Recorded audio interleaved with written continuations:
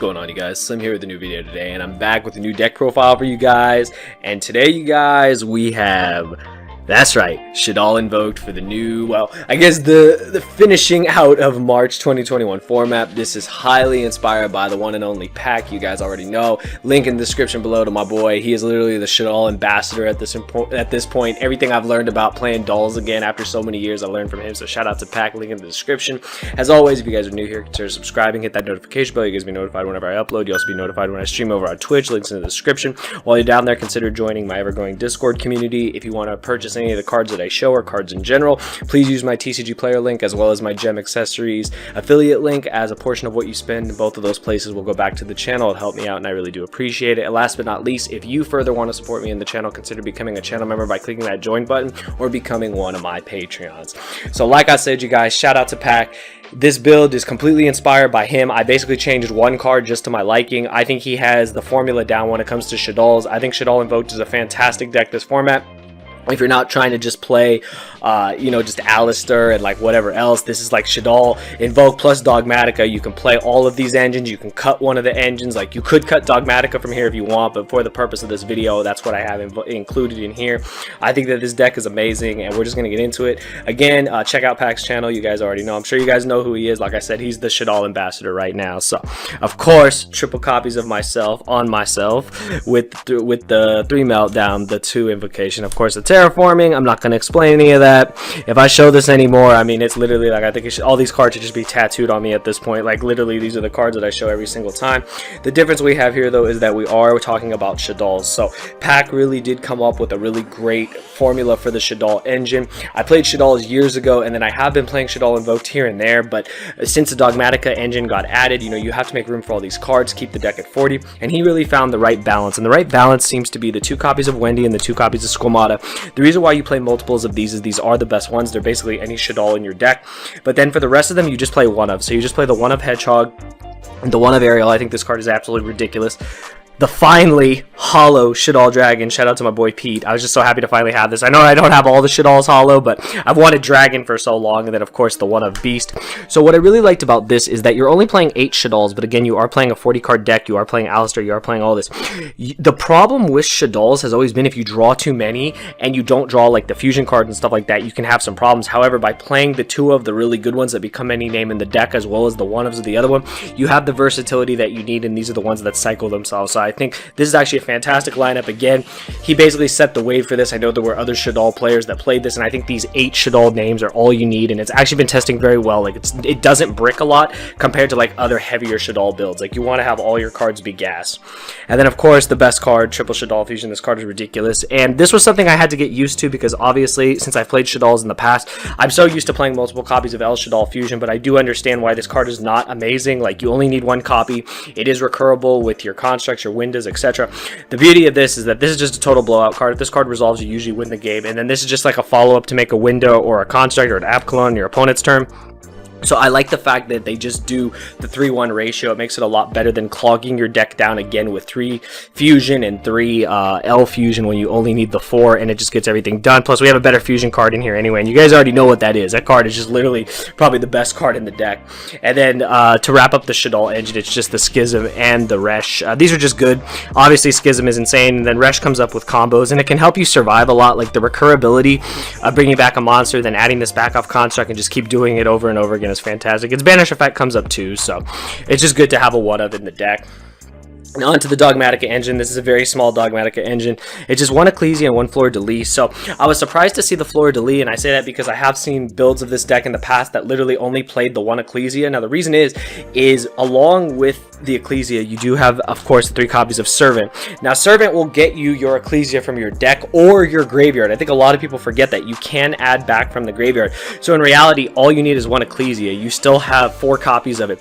What I like about Fleur-de-Lis, though, and again, I got this from Pack and other SHADDOLL players, was that With this added fleur-de-lis, it is a light, of course, for construct, but it also can become a dragoon out, which is fantastic. Being able to summon it, get the buff, and then run over can come up in some situations. It also can help you go for game. Like, everyone knows if you played Dogmatica Invoked, having a Mechaba plus an Ecclesia plus a fleur-de-lis is literally game with the Alistair in hand, so why would you not give yourself the best option to end the game? So, I really like that. And then just we finished that out with 2 copies of Punishment, the new Super Punishments. Again, super happy. Shout out to my boy Pete for these.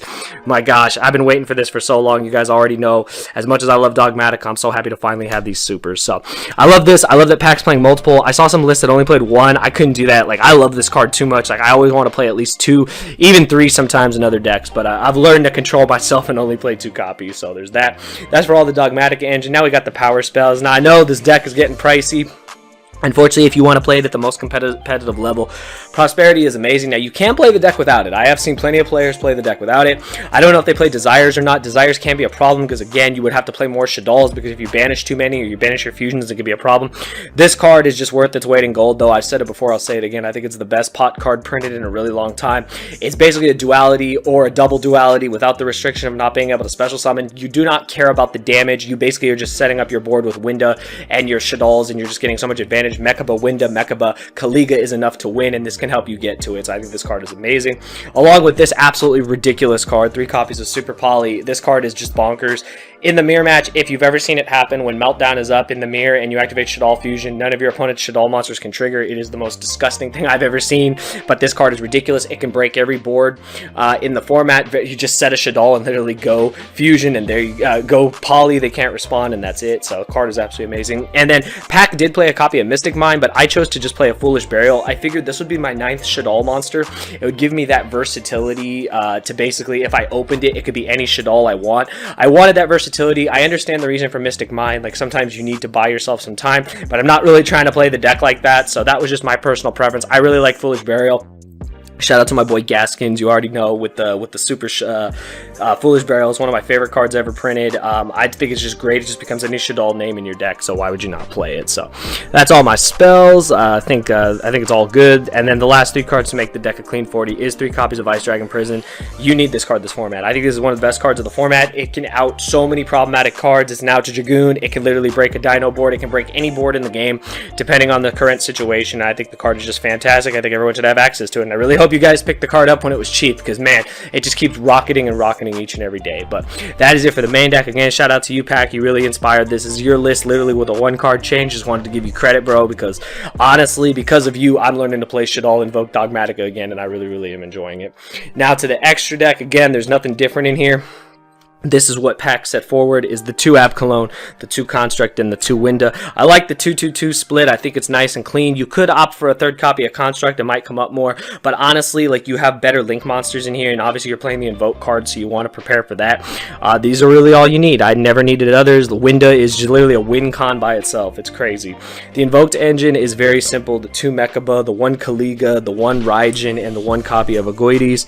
Kaliga is literally a house. Like, to be honest, when I've been playing this deck, I've been trying to prioritize Winda Kaliga because they only get 1 monster effect. They can only attack with 1 monster. How do they get around that when you've got Winda that allows you 1 special summon? Like, that lock alone is the reason why to play this deck, and I absolutely freaking love it. So this is the perfect Invoke lineup. We're not playing Purgatrio. It just doesn't come up. If you guys notice, we're not playing hand traps. You actually don't need hand traps in this deck. This deck can break a board. This deck can set up a board. What is more scary, a 1-for-1 trade of a hand trap, or literally a Winda and a Kaliga that says you cannot play the game and you can only special summon once? Like, it's absolutely crazy. I love the whole theory on this deck that it doesn't need hand traps because of just how powerful the deck is when it goes 1st or 2nd, so it's fantastic. And then the only target really for of course, next to Abcalone, which is the best target for Nadir Servant. But we have this just for the versatility to pop a card, and that's also a light engrave if that were to ever come up. And then we just have the simple links, the 1 Artemis, the 1 Gravity, and of course the Verde.